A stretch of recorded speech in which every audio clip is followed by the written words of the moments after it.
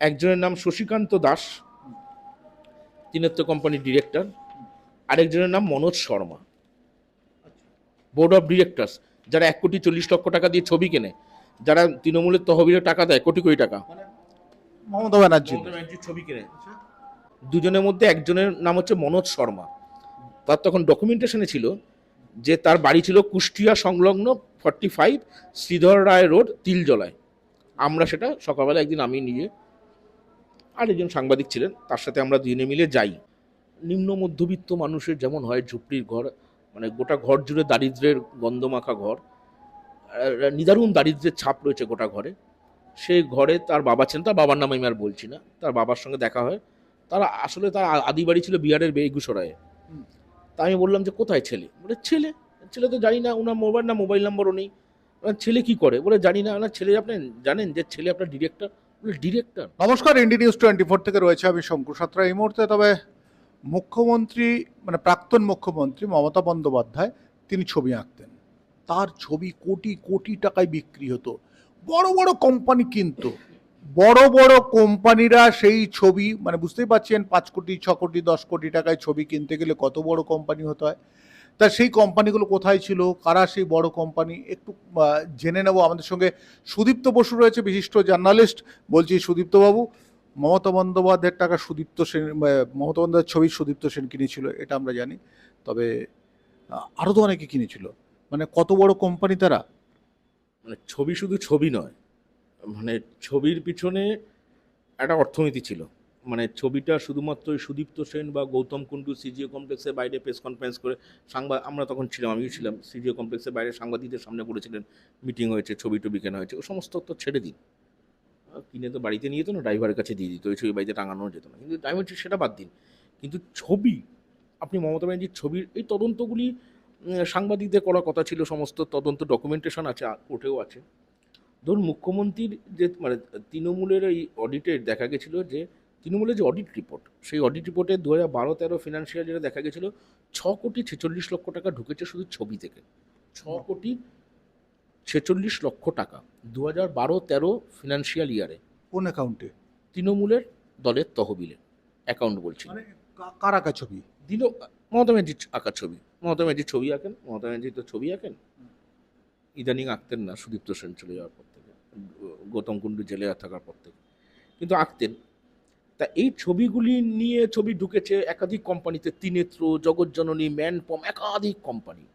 কীভাবে টাকা ঢুকেছে সেই তদন্ত হচ্ছে। সেই তদন্তে সবাইকে জেরা করা হয়েছে, পার্থ ব্যানার্জি থেকে শুরু করে টেরে কোবরান থেকে শুরু, সবাইকে জেরা চলেছে। তা সেই জেরায় হয়েছে, একাধিক ছবি অনেকে জমাও দিয়েছে, বাজেয়াপ্ত করা হয়েছে। আমি সেটা কথা বলছি, আসলে তদন্তের পার্টি। সাংবাদিকতার যে বেসিক ইনস্টিং থেকে অন্তর্তদন্তমূলক সাংবাদিকতা করা হয়, যেটা বন্ধ হয়ে গেছিল। ধরুন এই যে ত্রিনেত্র, জগৎজননী কোম্পানিগুলি যে টাকা দিল, তাদের এক একটা অডিট রিপোর্টে দেখা যাচ্ছে হিউজ পরিমাণ টাকা ঢুকছে। ধরুন একটা ঢুকেছে যে একটা কোম্পানিকে দেখা গেছে যে কোম্পানিটা চিটফান্ডের টাকা মানে ঘুরপথে কীভাবে তৃণমূলের তহবিলে ঢুকছে, এটা দেখা যাচ্ছে দফায় দফায়। লোকসভা নির্বাচনের আগে কোন সালে? 2014 লোকসভা নির্বাচনের আগে দফায় দফায় তৃণমূলকে 5 কোটি টাকা অনুদান দিয়েছিল ত্রিনেত্র নামক একটা কোম্পানি। ত্রিনেত্র, এই ত্রিনেত্রতে আবার টাকা ঢুকেছিল জগৎজননী নামক একটা ভুয়ো সংস্থার মাধ্যমে। এই সংস্থার অডিট রিপোর্টে দেখা যাচ্ছে গোটা হিসেবে 150, 200, 250 টাকা, 300 টাকার ইনভেস্টমেন্ট দেখানো আছে অডিট রিপোর্টে। অথচ 2012-13 সালে এই সংস্থা 6 কোটি টাকার ছবি কিনেছিল। 2012-13 সালে 6 কোটি টাকার ছবি কিনেছিল তাদের অডিট রিপোর্টে। তাদের অডিট রিপোর্টে ভাউচার হচ্ছে 200-300 টাকা, সব এক্সপেন্সিভ। 1 লক্ষ টাকা ট্রানজাকশন নেই গোটা বছরে, অর্থাৎ 6 কোটি টাকার ছবি কিনেছিল তারা। 2012 সালে কিনেছিল 4টে ছবি কিনেছিল 4 কোটি টাকায়, আর 2013 সালে তারা 2টো ছবি কিনেছিল 2 কোটি টাকা, টোটাল 6 কোটি টাকা। মজার ব্যাপার এটা নয়, মজার ব্যাপার হচ্ছে যে দেখবেন সুদীপ্ত সেনের বোর্ড অফ কোম্পানির ডিরেক্টরসরা সব রাঁধুনি ছিল, কেউ গাড়ির চালক ছিল। একদম যেটা বানানো হয়, যেটা সবাই জানে। এই ত্রিনেত্র নামক সংস্থা, যে সংস্থা তৃণমূলকে একটা কোম্পানির ফ্লোট করলো, তার 3 বছরের মধ্যে তৃণমূলকে 1,40,00,000 টাকা দলীয় ফান্ডে অনুদান দিয়েছিল। 1,40,00,000 টাকা ত্রিনেত্র কোম্পানিটা। এই ত্রিনেত্র কোম্পানিটাকে আমরা খুঁজতে চেষ্টা করি, ত্রিনেত্র কোম্পানিটা কে। দেখা যায় কীভাবে হচ্ছে ত্রিনেত্র কোম্পানি একটা ক্লায়েন্ট হিসাবে কাজ করছিল। সেটা করতে করতে দেখা গেল যে ত্রিনেত্র কোম্পানি যে দুজন নাম পাওয়া গেল, দুজনের লোকের নাম পাওয়া গেল ডিরেক্টর। ডিরেক্টর। একজনের নাম শশীকান্ত দাস, ত্রিনেত্র কোম্পানির ডিরেক্টর। আরেকজনের নাম Manoj Sharma, board of directors, যারা 1,40,00,000 টাকা দিয়ে ছবি কেনে, যারা তৃণমূলের তহবিলে টাকা দেয় কোটি কোটি টাকা, মমতা ব্যানার্জি। মমতা ব্যানার্জির ছবি কেনে। এবং যে সংস্থার মাধ্যমে জগৎজননীর মাধ্যমে টাকা হয়েছে, তারা পরপর দুটো ফিনান্সিয়াল ইয়ারে 6,46,00,000 টাকার ছবি কিনেছে। এটা বিরাট কোম্পানি, তাহলে বোর্ড অফ ডিরেক্টরসে বড় ব্যাপার। সেই বোর্ড অফ ডিরেক্টরসে দুজনের মধ্যে একজনের নাম হচ্ছে মনোজ শর্মা।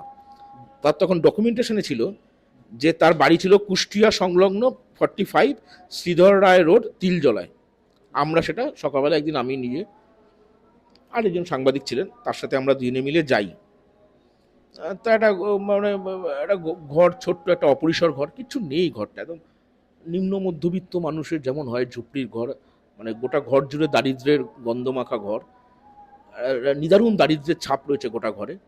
সেই ঘরে তার বাবা ছিলেন, তার বাবার নাম আমি আর বলছি না। তার বাবার সঙ্গে দেখা হয়। তারা আসলে তার আদি বাড়ি ছিল বিহারের বেগুসরায়ে। তা আমি বললাম যে কোথায় ছেলে? বলে ছেলে ছেলে তো জানি না, ওনার মোবাইল নাম্বারও নেই। ছেলে কি করে? বলে জানি না। না ছেলে আপনি জানেন যে ছেলে আপনার ডিরেক্টর? বলে ডিরেক্টর? বললাম ছেলেরা 6,00,00,000-7,00,00,000 টাকা দিয়ে মুখ্যমন্ত্রীর ছবি কিনে, জানেন আপনার ছেলের কোম্পানি? বলে আমার ছেলে ডিরেক্টর।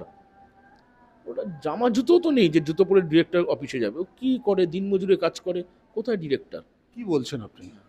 সেই কোম্পানি, সেই ডিরেক্টর, সে জানেও না সে ডিরেক্টর, হয়তো তারা 6,00,00,000 টাকার ছবি কিনেছে। আরেকজন ছিল শশীকান্ত দাস, তাকে গেছিলাম তার বাড়িতেও, সেখানেও তারাও, সে আসল বাড়ি উড়িষ্যায়, এখানে ছিল।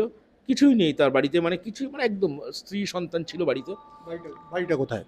বাড়িটা আছে একটা জায়গায়, আমি নাম অ্যাড্রেসটা বলছি না, কেননা বাড়িতে তারা এখনো আছেন। একেবারে নিরীহ সাধারণ, তার স্ত্রী বউ, মানে ছেলেমেয়েরা অবাক, বলে কারা, কোথায় বাবা ডিরেক্টর, বাবার অফিসে চাকরি করে জানি না, আপনার বাবার চাকরি করেন, সে বাবার এখন ছবি কেনে বলে যাই না। তো আমি আসলে বলতে চাইছি এগুলি সিনেমায় হয়।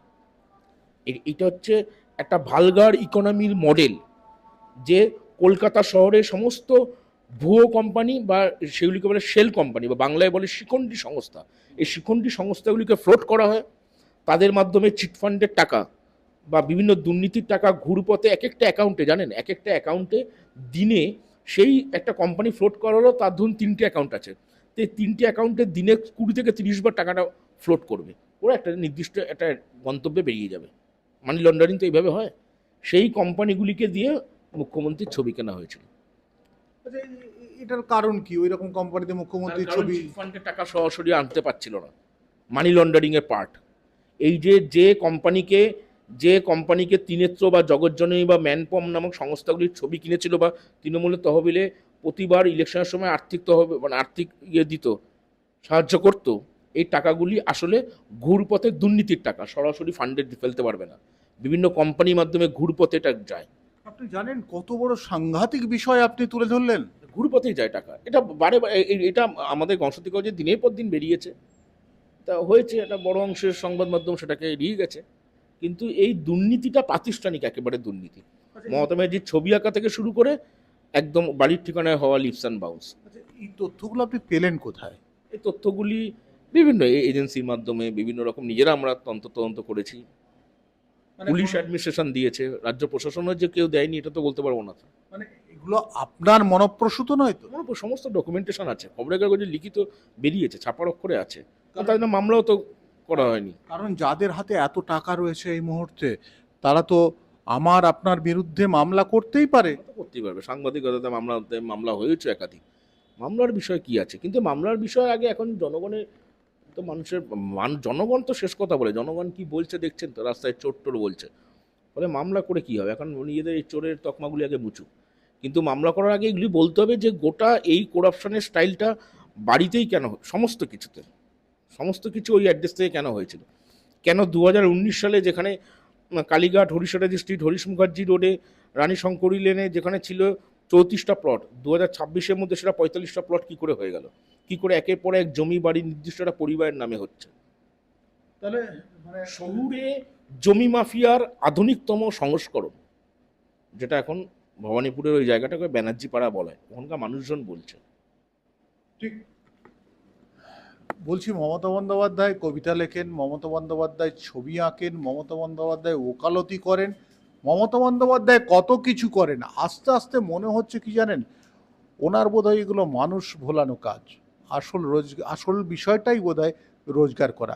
সে রোজগারটা ছোট নয়, রোজগারটা কিন্তু কোটি কোটি, শয়ে শয়ে কোটি টাকার দুর্নীতি আস্তে আস্তে ওনার বিরুদ্ধে আসছে, প্রমাণসহ আসছে, যেগুলো আদালতে এখনো রয়েছে, আদালতে চাপা রয়েছে, সিবিআই, ইডি সবার কাছে রয়েছে।